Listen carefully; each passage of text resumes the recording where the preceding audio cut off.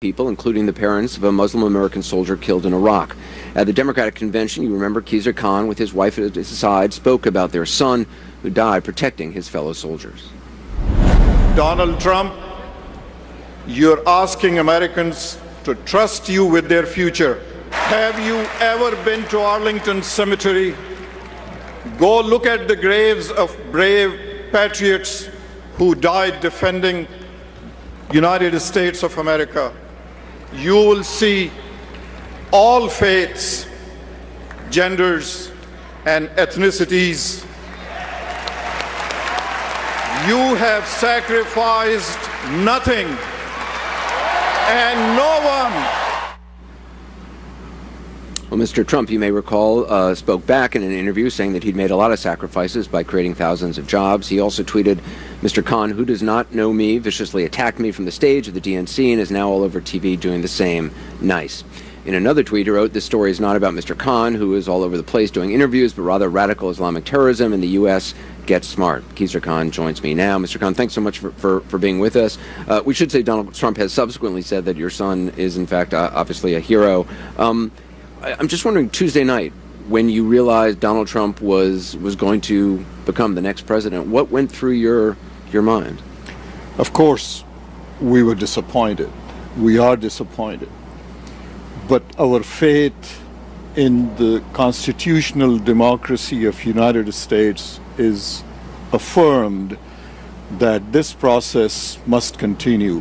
With that, our faith in the constitutional values of this country are affirmed.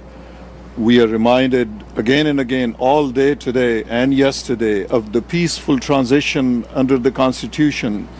And I remind Donald Trump and his surrogates that on the next page of the Constitution are written, my rights are written, rights of all citizens of this country, that they will not be intimidated, that they will not be harassed because of their religion, because of their faith. Of course, we were disappointed because of the results, but with that, as I mentioned, our faith is reaffirmed in the process of this country. Well, you know, some of the protests that we've seen over the last 2 nights, some people are holding up signs saying Donald Trump is not my president. Will Donald Trump be your president? Well, he is still president-elect. And if he does not follow the Constitution which has made him president, how would I have my faith?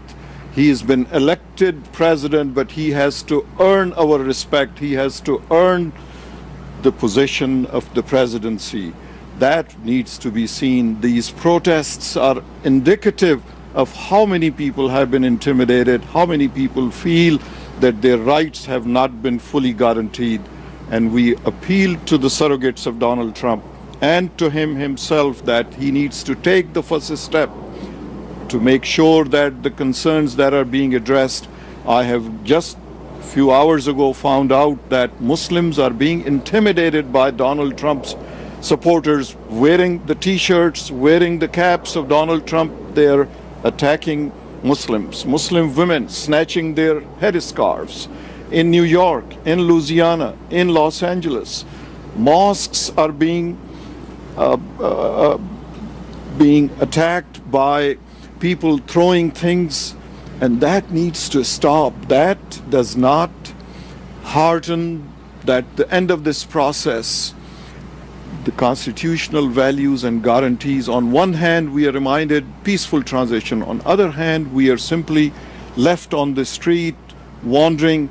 And these protesters, they are protesting because of the fear, because of the concern, because of the intimidation. Do you want to, I mean, Donald Trump has, Van Jones was on earlier saying Donald Trump has done in the last 36 hours, which is the only time he's been president-elect, he's done pretty much everything he can to sort of try to encourage that message of, he said that he wants to be president for all the people. Obviously, that's different than rhetoric we heard his opponents would say during the campaign.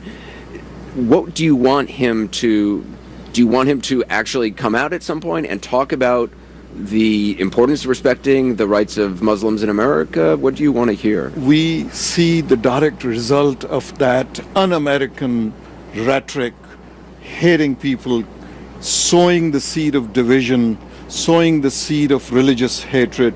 We want him and his surrogates to come out and calm down their supporters so that they will not continue in the mode of election. Election is over now.